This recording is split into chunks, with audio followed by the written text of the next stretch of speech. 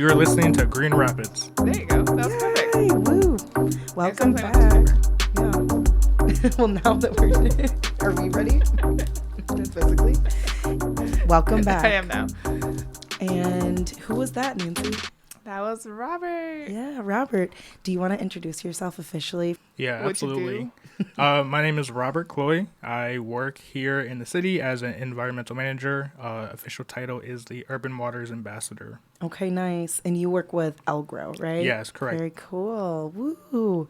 So, yeah, Robert is somebody that Nancy and I have gotten to know over the past, year and a half? Yeah. And we all are what I've been calling unofficial colleagues, right? Like we show up to the same stuff. Yep. We do a lot of the same work, but we don't necessarily work for the same people. So we want to hear often your journey. Who are you? You know, what led you to being at this point? And Not to make it too existential or Right. anything. yeah, but we all have our own stories as to how we got involved in this. So, Yeah. Let's start off with, I guess, what inspired your interest in either like the environment or water or, what led you to where you are right now? Yeah, no, absolutely. Great question. I would have to take that back to my childhood. I think just growing up in West Michigan, it's a very beautiful place, great environment. And I just have memories growing up of just being outside all the time.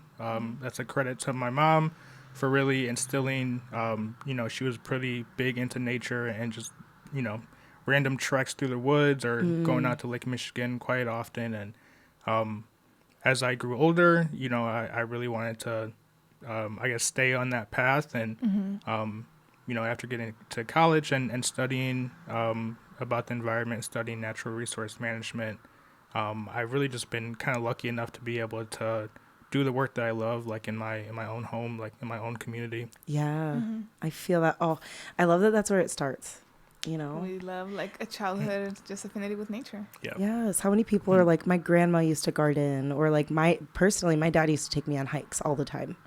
And I remember like the coldest hikes of my life, but it's just, it built who I am and how you see things. So Exactly. And I know that earlier we went to lunch and I started to ask you some of the podcast questions, but can you repeat for us kind of what you went to school for and maybe what like drew you to that particular degree? Yeah, absolutely. So I went to Grand Valley State University. Go Lakers. Laker for a lifetime. you were sporting a Lakers jacket today, I know. so he's for real. It's hard to escape from. Yeah. I studied natural resource management, NRM. They used to call us NEMers at college. I love that. It's cute. It's so cute. Yeah, I think just studying natural resource management, like there was no. I didn't study any specific topic about the environment. All my classes were pretty broad, and thankfully I got to kind of learn a lot about a lot of different environmental subjects. A lot of water quality classes, a lot of forest management. Taking classes on environmental economics. How can we kind of bridge that gap between nature and society, or nature and our human built environment? Yeah. I am curious, and this is just because I've mentioned in previous episodes that I am from California, and then I came here and I went to Kendall. Yeah, and I was like one of the very, very few BIPOC people at Kendall. And I'm wondering if you kind of had a similar experience, especially in, kind of that more environmentally industry type of thing. Yeah, absolutely. Like our class, like it was a pretty small class. Like there wasn't a whole bunch of students studying NRM. So we all got to know each other over the 4 years pretty closely. And there was me and there was Brianna, the only other BIPOC person in that entire class. Damn it, 4 years, dude. So, yeah, it was, me and Brianna through it all. Seriously. Yeah. Wow. And that's such a, I think, like mirrored experience for a lot of people. Like as I got a little bit older, I definitely my high school was a little bit more diverse, but when I was growing up, I was like one of the only brown kids in my class. Like I distinctly remember when my mom would come in and people would be like, "You're adopted." But when my dad would come in, they'd be like, "That's Erica's dad." Like you feel so much as the only, and that was at a time when you were going to school where like this wasn't as relevant to people of color either. Like that might look a lot different today. Not to date you right now, but like, you know, this had to have been what, like a handful of years ago? Yeah, it's about 6 years ago. Yeah. Graduated in 2018. Woo woo. So it looks a lot different. Also, how cool of you for jumping on it before it was a trend. Hey. Yeah. Like I said, shout out Ahead to of my the mom, curve. you know, and instilling those beliefs when I was younger. And actually, it's funny, to your point, I know we were talking about Kalamazoo earlier, but it was almost the opposite. Like Kalamazoo is very diverse. And when I, you know, growing up all throughout, you know, elementary, middle, and high school, surrounded by people that look like me. And, like, you know, coming up here to Grand Rapids and to Grand Valley, especially being out in Allendale, bless it, loved it, but, you know, it was definitely an adjustment. Yeah. That's a really good way to put it. An adjustment. Yeah. I mean, you're telling me. Yeah. We're right. Yeah. So even coming further from, I mean. Yeah. From California to here. Like I said, I was just like, where's everybody? Where are the actual people? Yeah. Okay. Very cool. Yeah, it's a little funny. But did you start off working at LGROW or you mentioned that right after college you got into a job kind of related to the oil spill cleanup? Yeah. So graduated 2018, and then immediately after started working for this environmental consulting firm, GEI Consultants, and you know, it was just a seasonal job. And so I, you know, right after leaving college, I got stationed down in Marshall, Michigan, which is just a little bit south of Kalamazoo. And we were working the contract that GEI had at that time. They were still working on remediating the oil spill from Enbridge. And so I was down there for about 8 months, doing a lot of invasive treatment, like invasive species treatment, and then a lot of planting native plants as well, just to try to, you know, remediate some of that effects that they were still feeling. I mean, this was like 10 years after the oil spill, and like they were still like on contract to remediate some of the area just because it was still suffering. Yeah, because that was, which line was it? Was that line 6? 6B. 6B. And Enbridge spilled over 1 million gallons near the Kalamazoo River, and it went into the Kalamazoo River. It is one of the largest inland oil spills in U.S. history. Yeah. And the other one is on behalf of Enbridge. So they have a really dope track record. We love them. Ew. Yeah, they're definitely not destroying Don't entire even ecosystems. say it with sarcasm. Sorry. We don't want them to quote you on that. You're on paper, right. it might not translate. Enbridge, you suck. So just in case anyone's wondering, that was sarcasm. No, but what an interesting way to get into it. You know, even if it's 10 years separated from the actual event, still something that you're passionate about. And I think you even mentioned, you know, the spill itself wasn't something that was super like pressing. Not that it wasn't pressing in your life, but You were young. it was 2010. Yeah. I know what I was doing in 2010. Yeah. It definitely wasn't remediating a river, although I wish it maybe looked a little bit more like that. So very cool. Very, very cool. Yeah. And, you know, to that point, like when, like Nancy just kind of said, like when the oil spill did happen, like I was down in Kalamazoo, like I had family down in Kalamazoo, but it really wasn't on any of our radars. Like I'm sure the adults in my family talked about it for a bit, but then to come back after college and like actually work on the Kalamazoo River and learn about, you know, everything that had transpired in the past, like it was, you know, kind of a awakening for me as well. Like I already wanted to study, like I already wanted to work in the environmental field, like I had already studied it, but then for my first job out of college, you know, in the environmental field, to be able to go back basically to my home and work on that, it was powerful. Yeah, because I feel like a lot of times with the environmental stuff, like these issues feel like really, really far away, but this is one that was like literally in like your backyard. Yep. Like if that doesn't radicalize you, like well. Yeah, absolutely. Yeah. So question then, because you must have gone from like Allendale back to Kalamazoo. So what brought you to Grand Rapids? Just for college. Like I graduated high school in Kalamazoo, and at that time, you know, 18 years old, you wanted to get bit far away from home, but Grand Rapids wasn't too far, but you know, far enough. And also like the college up here was great. Like I toured here before, and so yeah, like moving up here for Grand Valley and then graduating and then still moving back down to Marshall. Like I still lived here. I was just kind of stationed down there temporarily, and Okay. it was just yeah, like even in the years since then, like I've thought about, moving and leaving a couple of times, like looking for jobs elsewhere. But one, like Michigan, like I said earlier, like it's a beautiful state, and Yeah. especially like for my field in natural resource management, and like West Michigan, there are so many natural resources here, and um, it's just kind of hard to leave. Like you also have family here. Like I'm just a West Michigan boy, it's kind of, Yeah. You've accepted it. I have. That yeah, is your yeah, fate. That's what we're doing. We can go visit other places, but like we know where we're coming back to. Absolutely, yeah. I Yeah. love that. But Though. and it's funny because now that you mentioned that, you do hear a lot of stories of people that like leave and they're like, oh yeah, I lived in like Texas for 10 or 15 years, and then I came back to Michigan, which I'm like, what? Yeah.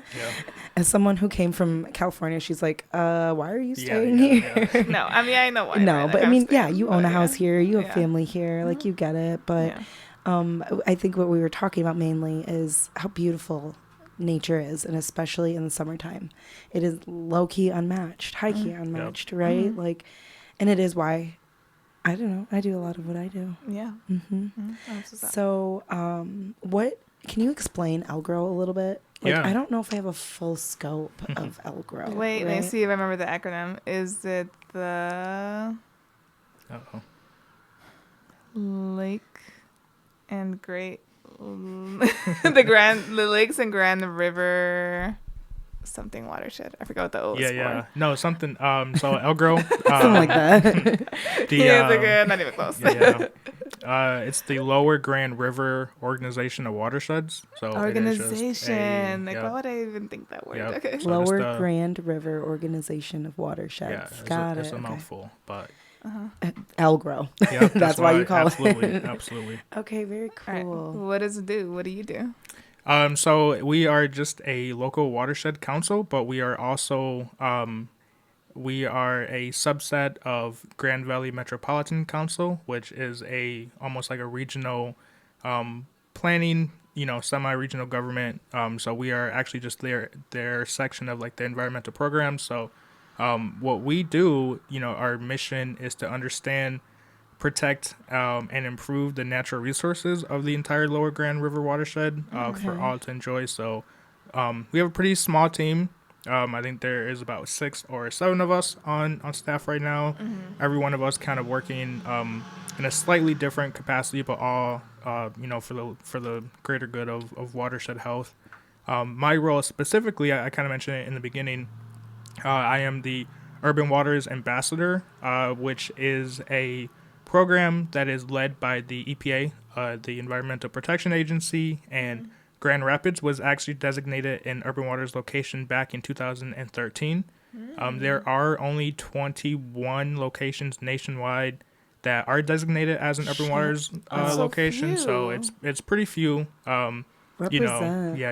It's it's not like a multi-decade long program. Like it's only been around since 2011, so they are working to include other locations. But a big part of Grand Rapids being designated as a location was the start back in 2013, 2012 of the Grand River Restoration Project. So you had a bunch of people here, a bunch of stakeholders here that really wanted to engage, the Grand River as it flowed through downtown, and even a decade later, like we still have some incredible partners working to see that to completion. But as Grand Rapids was designated in 2013, before I stepped into the role as this ambassador, it was kind of held in tandem by two individuals who were like the semi-ambassadors. Like they had full-time jobs, so they couldn't necessarily put their all into it. And so back in 2022, actually, or late 2021,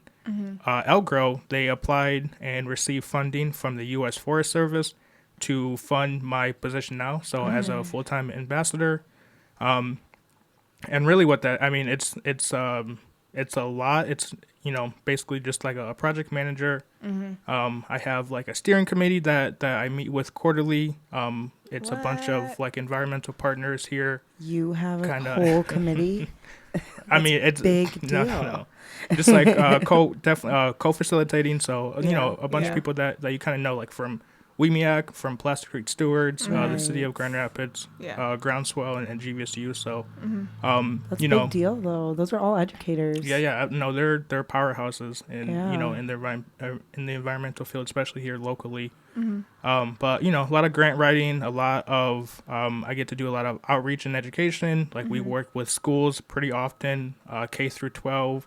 We like to we write a bunch of environmental education lessons, centered around water, centered around the river or whatever creek or stream that school is located by. And yeah, a big part of our work is really just bringing people outside, to the river and really getting them engaged with what they can kind of do on their end individually. Mm-hmm. Well, it had your mom not made it a point to bring you out to the lake, right? That experience might not have been so relevant to the work that you're doing today. Mm-hmm. Like, there are people who live in Grand Rapids who have never been to Lake Michigan. Absolutely. Like every single day, you meet somebody new who's never actually been out to the lake, or never, they don't understand what we mean when we say watershed. Yeah. I mean, how many people don't know that we're holding 20% of the world's fresh surface water? Say that In our again. own Say that lake. again. 'Cause that is- 20%, yeah. over 20% of the entire world's fresh surface water. Rivers, lakes, ponds, streams, anything that you can fucking drink. Like it's not the same as, like, I think people think water and they think of the ocean. Oops.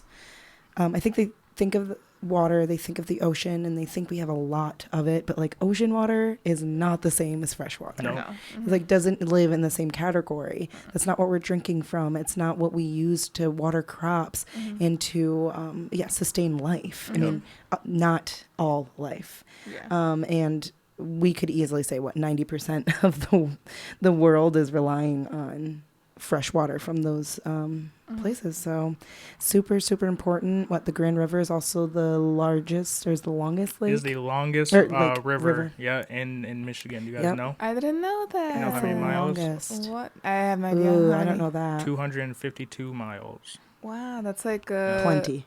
from here to almost Detroit, right?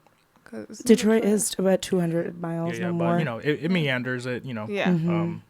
But I'm saying like that that distance. Yeah. Yeah. Wild. Well, and used to be governed by indigenous tribes. There's 13 of them up and down the Grand River.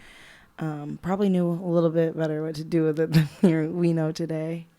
And here we are, though. Yeah. Yep. But we just go ahead. Well, I was just gonna say, for the uninitiated, what is a watershed? So when you think of an area of land, actually, if you make a bowl with your hands and you think of like a rainwater hitting like the sides, any area of land that when water hits, it drains to a common waterway or the same waterway. So with that bowl example, you make your hands into a bowl. Any rainwater that you imagine hitting the sides is all going to flow downwards into that same waterway. Yeah. Okay. It's like the little seam between my hands, which could be like the river in this case. Exactly. Rivers, creeks, stream. Okay. Yeah. I love the analogy. Nancy and I Yeah. both. I wish you guys could have seen. We were all just holding our hands as The a three little of bowl. us. Yeah. No, that's like our student engagement piece. Like that's like our first question. What is a watershed? And a shed that holds water. Very common Yes. answer. Which, it's also very great. Shed but- that holds water is also Yeah, really yeah. funny. We though. can get deeper. Absolutely, yeah. But once you give them like the, you hold your hands out, you let them kind of make the bowl that it hits a little harder for them, connects a little deeper. Yeah. Do you have any other gems like that? Whip another one out. If you need a That's my minute. only party trick. Yeah. Yeah. That was it. Sorry. See if I can think of a couple more. Hey, at least you have a party trick. So I want to talk a little bit about River Rally because you Yes. had a large part in planning that. And then also I just want to throw this out. I went to Groundswell, their student project exhibit that they did. So cool. Literally, like, there was hundreds of people there, and there were kids who were super enthusiastic either about their presentation or presentation from their friend. And there's so much about like pollinators and water and composting, and it's just like it inspired me so much because I definitely did not have that when I was a kid. Environment was not a topic to talk about in that sense. So just dope that you guys do so much work with them. Shout out to Groundswell. It's something I'm going to be doing more with, hopefully this summer. And so it's just, man, if you ever have a chance to go something like a exhibit for, I don't know, 10-year-olds telling you about their projects, go to it. It's just, it's so inspiring. So wanted to throw that little out there, but River Network, or not the River Network, the River Rally. Yeah. I want to hear from your perspective. Yeah, what, well, first of all, like, what is it? I mean, I went, so I know what it is, but it's about youth. So tell us what youth is. Well, it is, you're right. So River Rally is hosted by River Network. And this was actually my first one attending too. So, what I believe is just a water conference, environmental conference.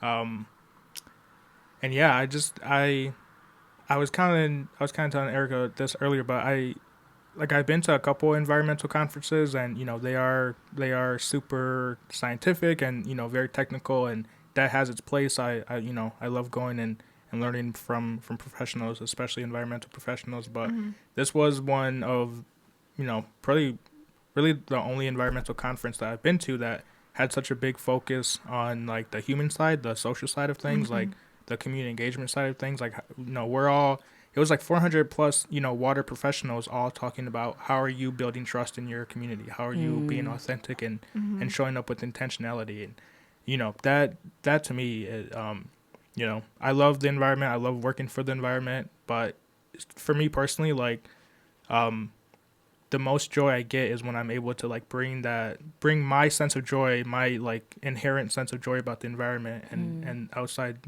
and the nature to other people and see them get excited about it and things like that. So I think this conference, having all of these very, very, intelligent professionals that are doing some amazing work around our nation as far as like cleaning up our water and things like that, to have them really focused on community. It was just really nice. Yeah.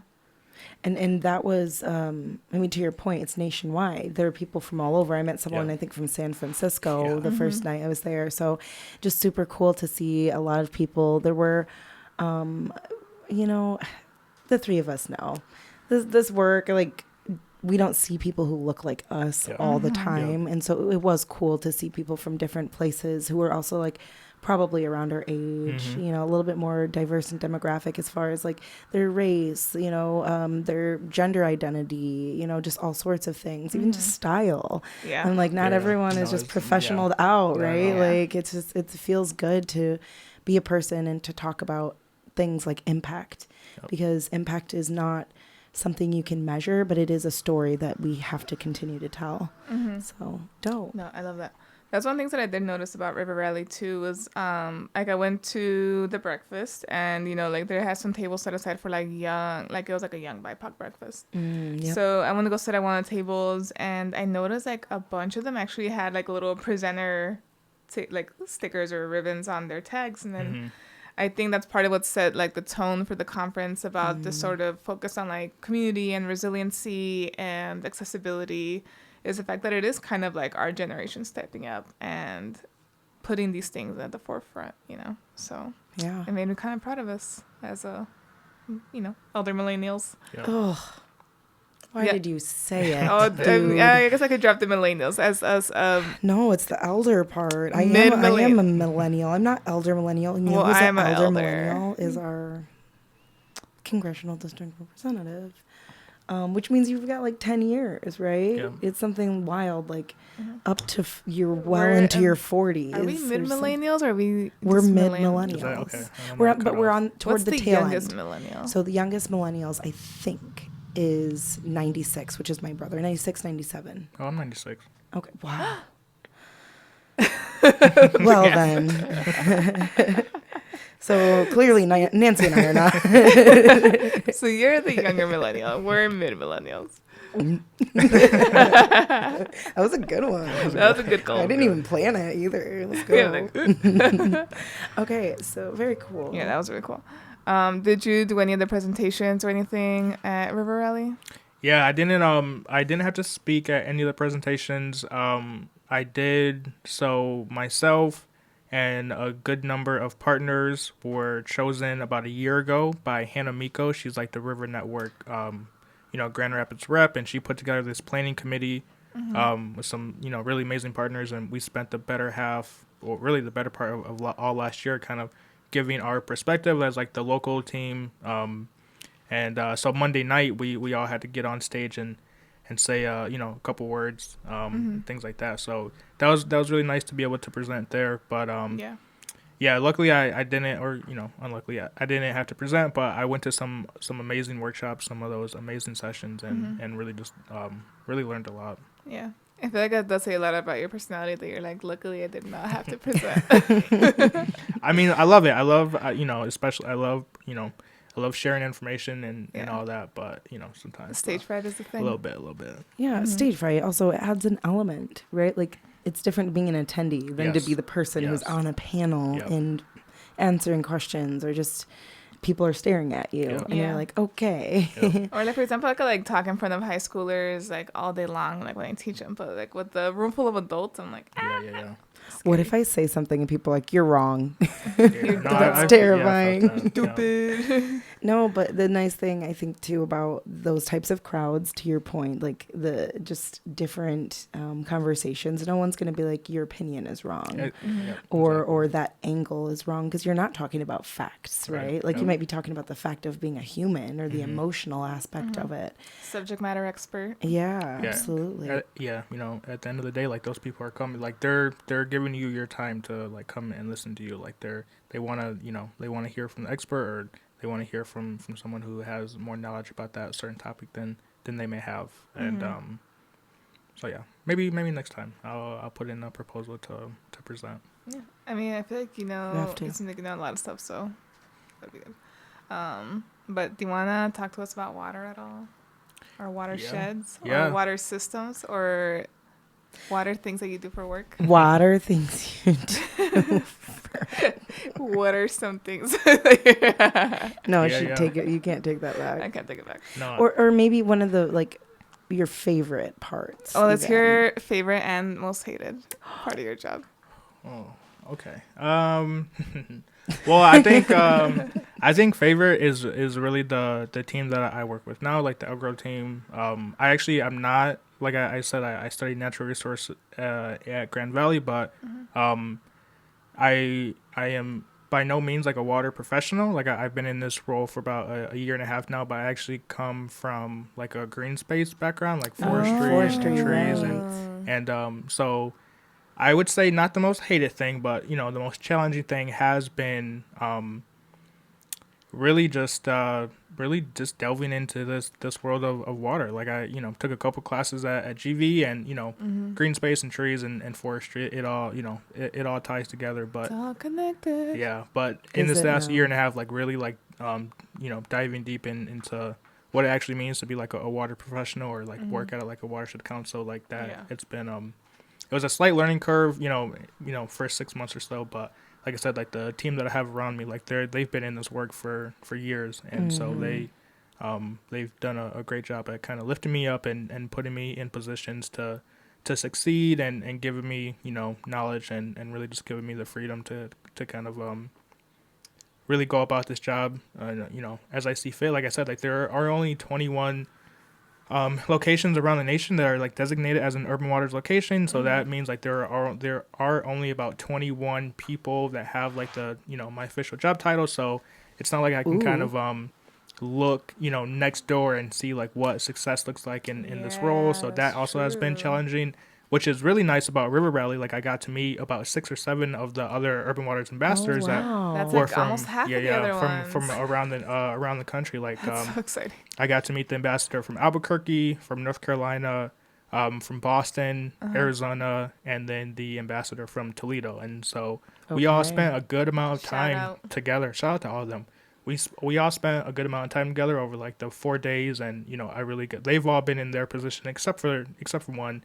They've all been in their position longer than I have, so really like learning from them and seeing how they run their program at their location, in their state, in their city.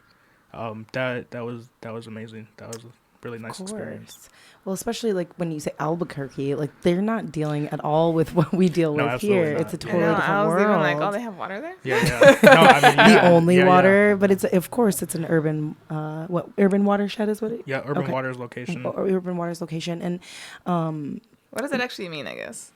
I mean, what's urban like the definition? waters, Yeah. like you have an urban center, like I'm not gonna say a big city, but you have a city, an urban area that also has like a pretty prominent waterway, running through it or next to it, or like they rely on it, like Grand Rapids, we have the Grand River, like Chicago, like the Chicago River, like that's the first one that pops in my head, absolutely. right? Yep.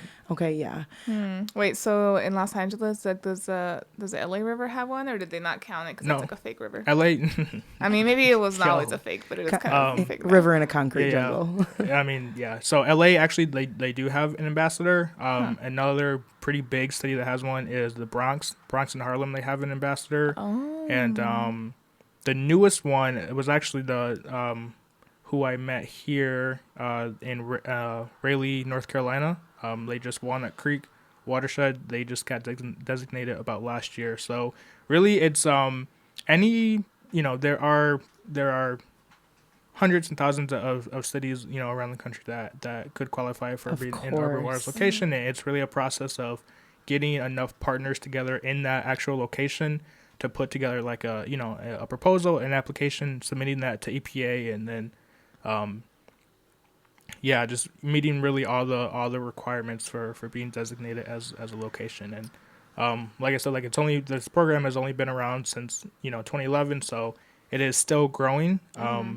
They are looking for other locations. A lot of it is funding specific, so they have to make sure that if they do designate an actual new location, that location has the capacity to be a part of the program, and all that comes with that. What's like the point, or like what are some benefits of being part of that program?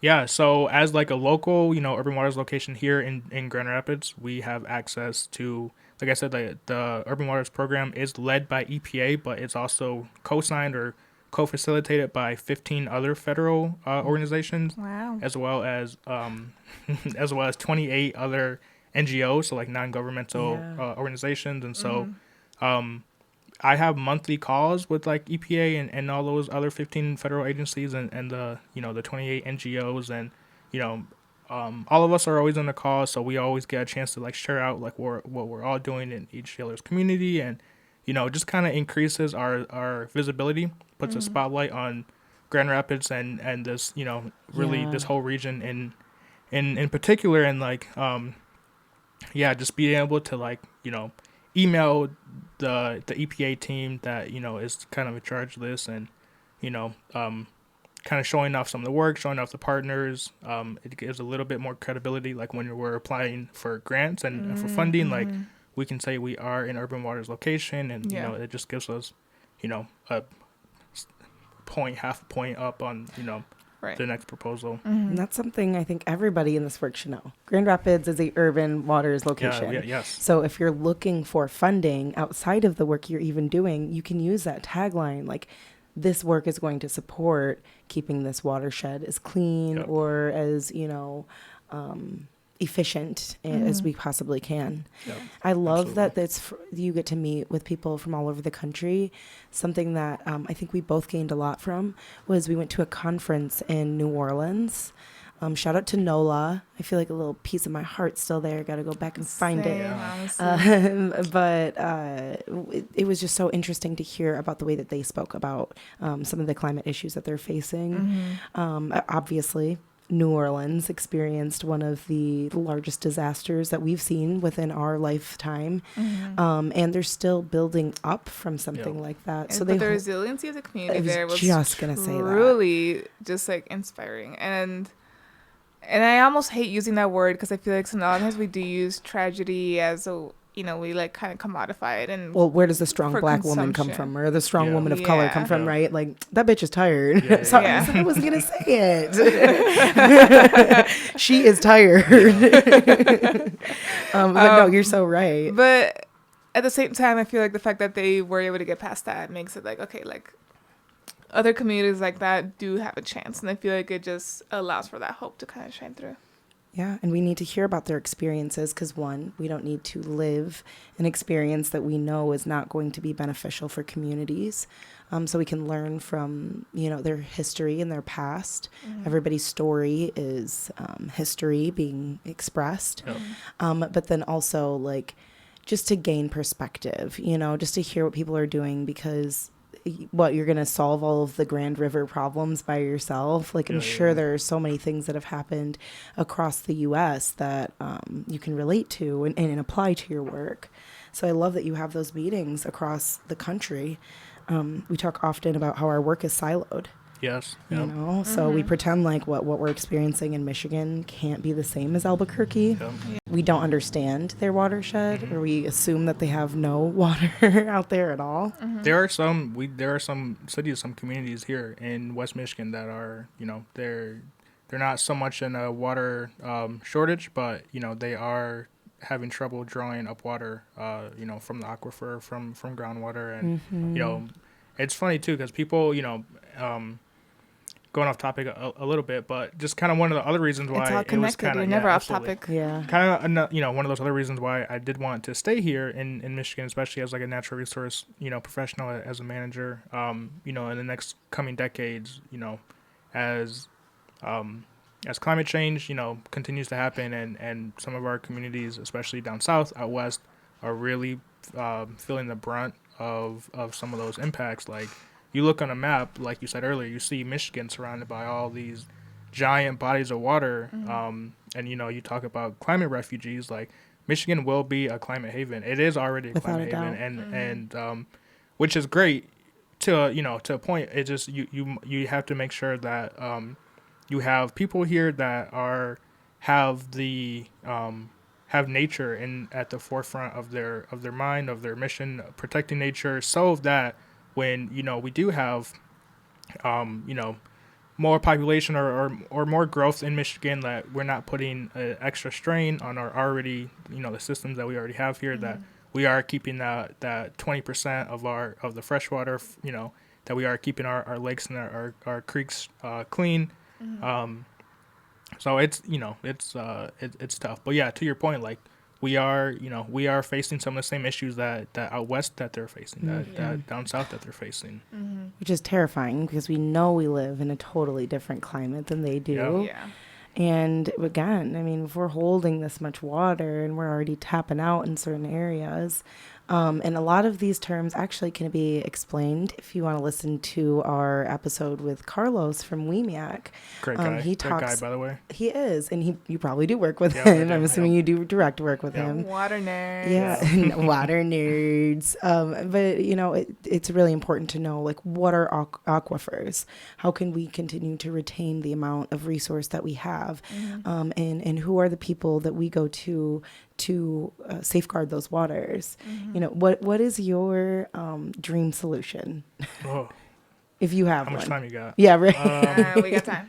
I've heard this phrase before, like there, especially with like environmental work, like there is no what's that phrase? There is no like silver bullet. Like there is no one size solution, fits all. Yeah, to fix this. Like, it's silver buckshot. It's like we have all everyone kind of has individually, locally, on a community level, on a government level, on a municipal level.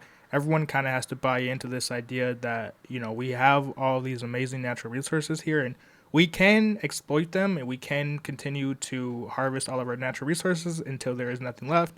And then what we're going to do, or Nestle. Exactly. Or sorry, I said it. Trigger words. Those are the bad words. Yeah, they are, right? The real ones. Or, we can go through what some may deem as a radical shift in how we interact with each other, how we interact with the natural world, and just come to realize that whatever we're extracting from the environment, we're also at the same time extracting from ourselves. Like, that's not something that we're going to be able to get back. So my, magic solution, the things to fix all this, really is getting people to understand that we are not separate from any of the environment. We're not separate from nature.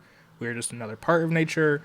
And as you look around, like, you see almost all of nature is in harmony with each other, except for us. Like, we're coming in and we're just not being a part of the process. Like, This, and yeah, what we're doing right now is like so far beyond what anything else does. yeah. You're And so right. yeah, just you know, we can have all of our environmental professionals work, you know, until they can't work anymore, and there will still be more environmental work to do. The change is really going to come is when everybody is involved. Everybody has you know, I hate to put, and I even now, like, I hate to put this in like a human way, like a societal way, but until everyone has like a piece of the pie, you know, until everyone feels like they're a stakeholder in their environment and their own, you know, in their own natural areas, like, it's going to be hard to, you know, with a small subset of us working to protect the environment and then the other like 99% working to exploit it. There's got to be a balance, you know? Yeah. And that even made me think too, like in like a perfect world, I feel like there wouldn't even be a need for environmental agencies because it would just be written into... It'd just be intrinsic. Moral It would code just set. absolutely. Yeah. Like, you wouldn't have to explain to somebody why murdering is bad. So you'd have to explain to somebody why hurting the planet is bad. Like, it would just be like an intrinsic part of like our our social morals. But I'm sorry, as you're saying this, are we not in a point in life where like we can't even say that people understand that murdering is bad? Yeah. Like, it is such a, like, it's complex. It's very complex, you know, but what I really love, and I'm going to continue to bring it back to this, is like things like groundswell, right? Education. I'm learning so much about the way that we operate as people. That's one thing I'm taking from organizing. The psychology behind it. If I don't know that it exists, and I don't have the resources, even if I do understand that there's education in a system that will help me get there, I cannot do it. You have to have resource, and you have to have the skill set, right? You have to have the understanding and the resource in order for things to come to life. And strategically, we have had communities that have been kept away from being able to do those things for themselves. And now we have things like incinerators in Flint without clean water for 10 years.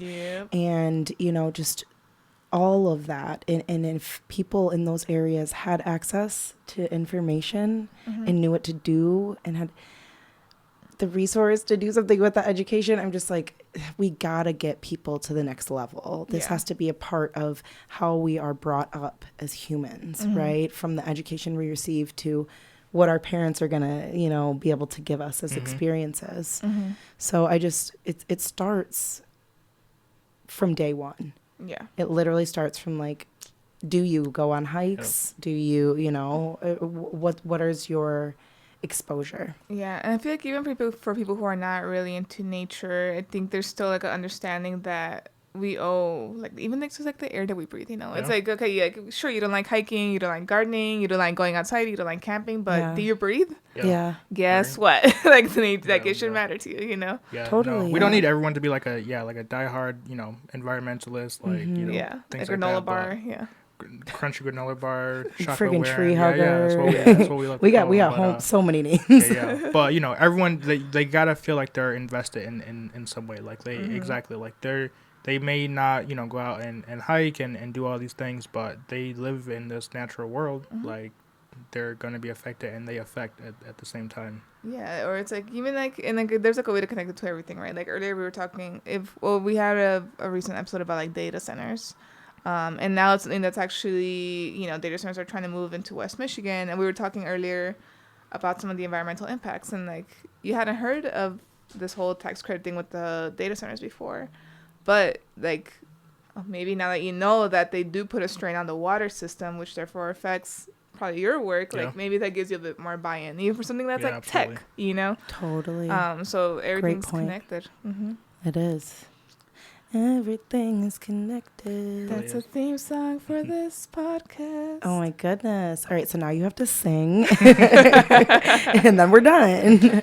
No, but I think this is a really great place to kind of like leave. I feel like I have a lot to think about, you know, and I keep continuing to just go back to like, we need to shut up and listen to Indigenous communities. We need to ask the Native cultures that have been guarding this earth and these waters since before we understood what they were. We need to kind of just go back to that. Ask what we need to do. You know, maybe not ask them to do anything because they don't have to do anything for us. But like, what can we do to better serve the future you would like to live in? Yeah. Like, we just need that 7th generation mindset. We need the knowledge to get us further because I want to be able to have potentially kids, grandkids who get to go on hikes and visit Lake Michigan or go to Tequamanen Falls or, you know, just have that exist forever. Yeah. Or like, I'm a child of 3 adults. So even if I don't have even if I end up not having any direct descendants, like, I'm still like a cultural ancestor, you know, like, well, so. You still want air to breathe, right? Like, you still exist in this. And I want, like, my nieces, my nephews, my friends' people children. Yeah, like, I'm an auntie to people. So, like, you know, I want those kids and their kids and their kids and their kids. And even if it's not, like, directly related to, like, we are all human. We're all connected. Like, you know, you just got to leave a better earth than you know, than how you found it. And even if it's not for your direct descendants, it's everyone on this earth, you know, deserves that respect from one another. Yeah. Leave something better than you found it. Yeah, you know how matter is neither like creator nor destroyed or whatever. Sometimes I find it really fun. Like, it like just tickles me a little bit. That like we have dinosaur water in our bodies. Well, we got a whole lot of fossil fuel in the air that we'll never have again. So thanks, dinos. I mean, that part kind of no, but it's so no, it's not their fault. But do you think when they freaking died, they were just like, they're gonna like, destroy the planet? I'm gonna power a car someday. Yeah, no.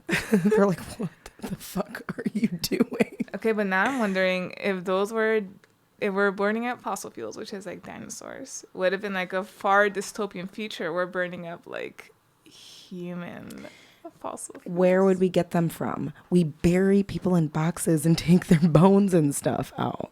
We don't have fossil fuels to reference. It would all come from the very, like, the critters and the creatures of this planet. Like, the Paris crypts. Not to get deep into this, but like, we have the extent of fossil fuels because dinosaurs and those animals were huge and they were dying and just being. Well, they also all died at once, so it's like. Yeah, but they were died at once, and then that compression over like thousands of years happened. Like, this is not just like something that we can like, you know, get back. Although petroleum is weird. Obviously, we have biofuel, but that's for another episode. Yeah. So we'll pick our battles. Do you have a call to action? We like to end our episodes with something for people to do, something for them to take home, a way to get involved or engaged at any level. Yeah. Sometimes we like to do an easy one and like a hard one because we know we have people that are maybe, you know, just normal people making their way in the world, trying to do something, and then there's people like us that are like kind of hardcore. So give us a hardcore and give us a softie. So for those that are, you know, involved in this work and have some knowledge of what's going on, talk to your elected officials. You know, if you want to see change, you want to see environmental change, like environmental, as sad as it is, environmental change is tied to a policy change. It's tied to policies, and until we have people in office who like I said, inherently respect the environment and respect nature and just make that part of their policies, there will be no big change that we want to see. For everybody else, even those involved in this work, you know, stay hopeful, take a walk. And I say that, you know, kind of tongue in cheek, but the easiest way to get connected with the environment is literally to just go outside, look around, hug a tree. True. You know, literally hug a tree. Touch it though and feel it. And don't forget the hugs that have to be like 30 seconds long for them to like release endorphins. Absolutely. And you know, it's so easy. It's just so easy to kind of, you know, we all have very human things that we need to take care of. Like, you know, it's very easy to kind of get lost in the rat race, you know, to quote unquote. But the easiest way to really feel connected, I think, to yourself and as well as to everyone else is, like I said, just go outside, take an inventory of all the beauty, all the naturalness you have around you, and just kind of lean into that, you know. And if it's, you know, a particularly hard day, if you're feeling, you know, that that things for the climate or for nature aren't looking up. They're not looking great in the future. Like, it's really like what can we all do individually, and then how can we build up from that. So I think all environmental work, like I did say, policy is important, but it's the human side of it. Like you just need we just need all of us to absolutely. Also want to give a quick shout out to my cat Pamela. Tammy. You better play this for her. No, I absolutely will. Say this one's for you, baby girl. Yeah, hello, Pamela. That's a really great cat name. Thanks. She's wonderful. Animals that receive human names, I'm like, you guys, you must have done something. Oh, look at the little paws. Tabby. Yeah, she's wonderful. Oh, wait, can we? Okay, so Pamela. first off, I think we need to take a photo for the Instagram. Yes. But also send me a picture of your cat, and I'll put her in one of the slides and be like, yeah, absolutely. Say I sure will. Say less. She'll get a shout out. Say less. Hug a tree, hug a cat, get close to nature. Yep. Tap into the animalistic. As long as you're not driving. Because we be doing that. Please be chill. Use your frontal lobe. Yes. But otherwise, I love that. It's a really great way. Just, I think I forget it when I get so busy. So, Yep. Cool. Hug a tree. Cool. Well, thanks for chatting with us. Thanks for having me on. I know this was in the works for a while, so I'm glad it worked out. Things happen when they happen. All right, do you want to close us out? Oh, you'll just say, what did we say? Like, thanks for listening to Green Rapids. Yeah. Thank you for listening to Green Rapids. That was great. All right, peace. Peace. See ya.